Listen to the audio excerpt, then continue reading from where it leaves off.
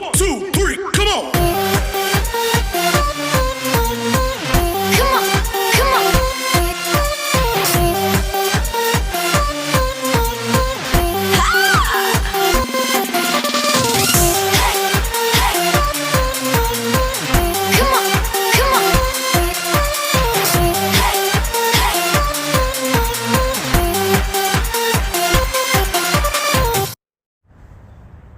Hey guys, welcome back. Alright, so hope you guys had a really good Thanksgiving. I tried to not share another video or anything, just kind of let you guys enjoy your Thanksgiving, but looks like we got some positive news coming from the governor in terms of coming back to hockey. At first it looked like it was really doubtful we were going to be back on the 18th, but now it's starting to look like there's a strong possibility that we'll be back for our Edina tournament between Christmas and New Year's. So we're going to start ramping up these videos, giving you guys an opportunity to work on your game away from the arena right now. So right now, in this video, we're going to be doing some shooting stuff, okay? I know a lot of you probably have an opportunity to shoot at home. If you don't, what you can do is you can do what I'm doing right here. You can go to a local park that hasn't flooded their rink yet. I've got a shooting board here, but you can even just see if maybe around the house you've got some extra plywood and you can put that down to shoot on, or just anything with a smooth surface that's not going to just ruin your stick, you know. Even when you've got a shooting board like this, it's okay to, you know, grab the second stick just to avoid some wear and tear on your good stick. So right now we're going to be doing some shooting, all right? And for those that do shoot, like I was saying, a lot of times what kids will do is they'll go into their garage and they'll just start rifling shots over and over again, rifling shots. And that's good, but it's like the equivalent of a golfer going to the golf range and just whipping out the driver and cranking drives. You're not really working on anything. So I'm going to show you a sort of like a progression of things to do that actually do work on your shot rather than just shooting 50 pucks. And that's good. It's good to shoot, but when you just shoot 50 to 100 pucks and you kind of don't have a progression to it, you're kind of not working on a whole lot. So we're going to go over some things that you can do. Okay, so first off, we're going to work on probably the shot that you guys use the least amount of time when you're practicing, but it's what you do most often in a game, all right? And that's going to be our snap shot, okay? So you guys all know the wrist shot. The wrist shot is sort of the power shot of the quick shot, because, you know, the slap shot, we're bringing it way back, and the wrist shot, the idea behind that is that you can really corral the puck behind your trail leg and sweep through across the shooting board, right? That's our wrist shot, you know, that's the wrist shot right there. So we're gonna work on the snap shot though. The snap shot is when you got the puck and it's gonna be in front of your feet, right? And what we don't want to do is we don't want to work on our snapshots with our feet parallel to the board, because this is just not the motion. The idea of the snapshot is that you're facing the net, okay? And you're not giving away what you're doing. The moment you go into this, you're now giving away to the goaltender what you're doing, all right? So wrist shots are nice to work on, but it just doesn't happen a lot in a game. Slap shots, maybe defensemen really, but I would even say we probably take too many slap shots as it is. So snapshots, this is really what we're going to work on, okay? So we're going to face the net, okay? And we're going to have the puck either right even with your first toes, or you can even have it a little bit ahead of you, all right? And what happens a lot with snapshots is it's this motion. Our hands start in and we just want to work out, right? This is natural. We just want to work out. But the problem with this is you just don't have much power behind it. And the secret to the power on the snapshot isn't this bottom hand getting leveraged, like a slap shot. It's this bottom hand leveraging and using the flex of the stick to travel through the puck. With the snapshot, it's all about this top hand, okay? So when we're working on our snapshots, when you're in your garage or your backyard, your basement, wherever it is that you're able to shoot, we want to work on getting this top hand out before we shoot. Because while we're moving the bottom hand through the puck, we want to have the ability to have that pull back, all right? And that's where you get your power. you can't just have it by moving forward and pushing with this bottom hand. There's got to be this pull. Okay, so we're pulling back, we're getting our hands out, and we're pulling back. Hands out, pulling back. Okay, that's what we want to work on. So maybe this is a good warm-up to start. Is we're going to start in our snapshot position. We're going to be facing the net, and we're just going to be shooting maybe like 10, 12 pucks like this. Just, we're not dog legging, right? We're not fire hose, dog pissing on a fire hydrant right now. We're going to have a strong base. Puck's going to be out in front, and we're just going to pull back with this hand while moving through. And that's where we get the power on our snapshot. Okay, so now we've done 10 shots with our firm base. Pulling this top hand back, we've done our 10 shots. So now we're gonna kind of off-platform shoot this puck, okay?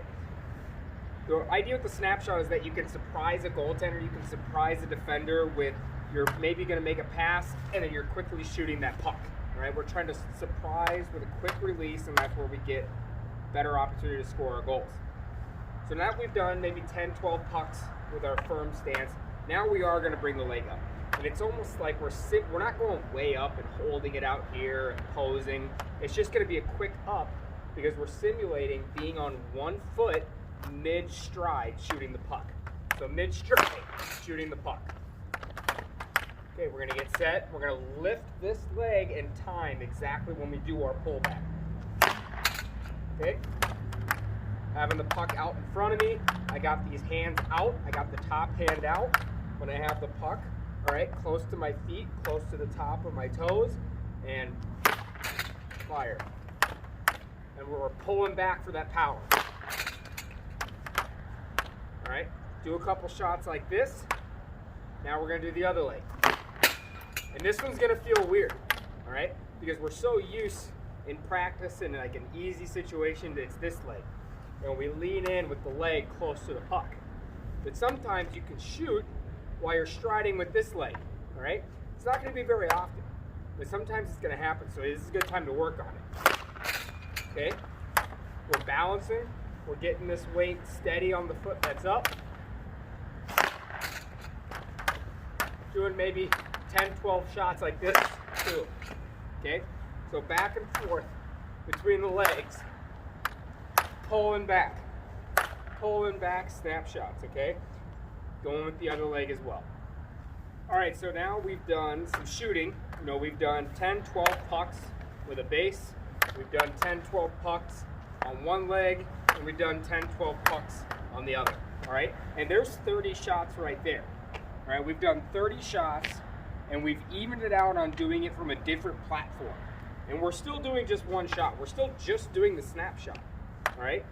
This is what I mean at the beginning of the video when I was talking about shooting a lot of pucks, but you're working on something at the same time, rather than just 30 pucks so far and all I've done is snapshots. And I've been going to corners, but that's not working on your game is by aiming on corners. We're trying to work on the form of the actual shot itself.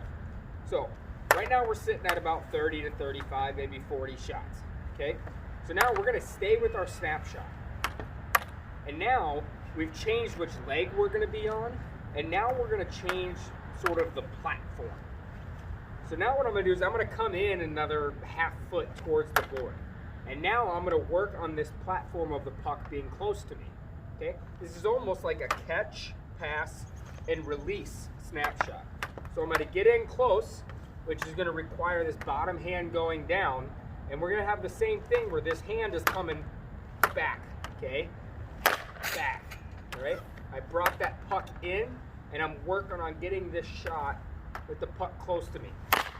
Different platform, a different feeling. Okay, gonna do like 10, 12 pucks like that.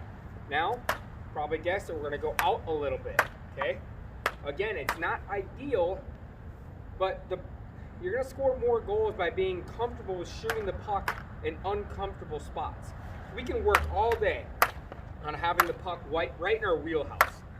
I like the puck here, I like it between my feet here, and I can just work all day doing this, but it's not gonna get me better, okay? Because if all I do is work on what makes me comfortable, Well, I'm not going to be very valuable because in hockey, you got to do a lot of things in uncomfortable spots on the ice, uncomfortable positions with your feet.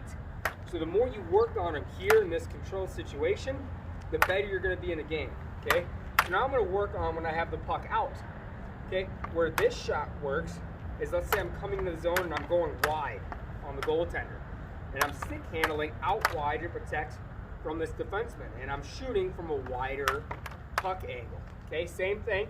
This hand has now traveled up a little bit, which is going to be even more imperative that this top hand is pulling back because I'm not getting as much leverage here. And it's going to be weaker. This shot's not going to be great. That just went all the way out and up. Losing pucks, okay? It's going to be a weaker shot here, but the idea is that if you surprise the goaltender enough, it's not going to be all about the speed. Because you've shocked the goaltender when you're shooting in a position that he doesn't think you're going to get a shot off. Okay? That's the idea of moving in and out. So we can move in, we can move out, we can also move it back, and we can also move it forward. So after we've done our warm-up with our base and our legs, now we're going to start working on off-platform, moving the puck around in our stance and how we want to execute this shot. Now, like I said, we're only doing snapshots here, and we're probably over 50 shots just on snapshots. Okay, so now what we can do is we can transition into our wrist shots and almost do the exact same thing. Lost my Bluetooth too. This thing's not great. Okay, so now I can do the exact same thing with my wrist shots. Now, for a wrist shot, I'm not necessarily going to be facing the net. I'm going to be turning here, and I'm going to do some shots with just a firm base with my feet.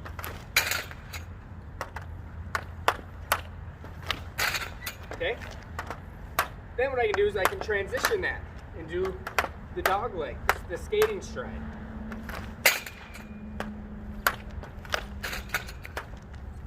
Going the other way. Working on that balance. And then after doing 10 shots each of that, I move my base. I'm in, I'm out.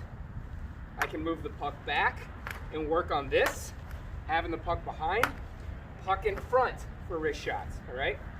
Let's not work a lot on slap shots right now when you're in your house working on dry land stuff. Just because, one, you can put up a lot of wear and tear on your stick, unnecessary wear and tear. And also, I think kids at your guys' age take too many slap shots anyways. Just not enough people have a hard enough slap shot to really score from the blue line. And that's not the intention of the slap shot either. From the blue line, the slap shot is just a little bit more of a controlled power shot, looking for a tip, looking for a rebound. So in this scenario, let's not work on our slap shots.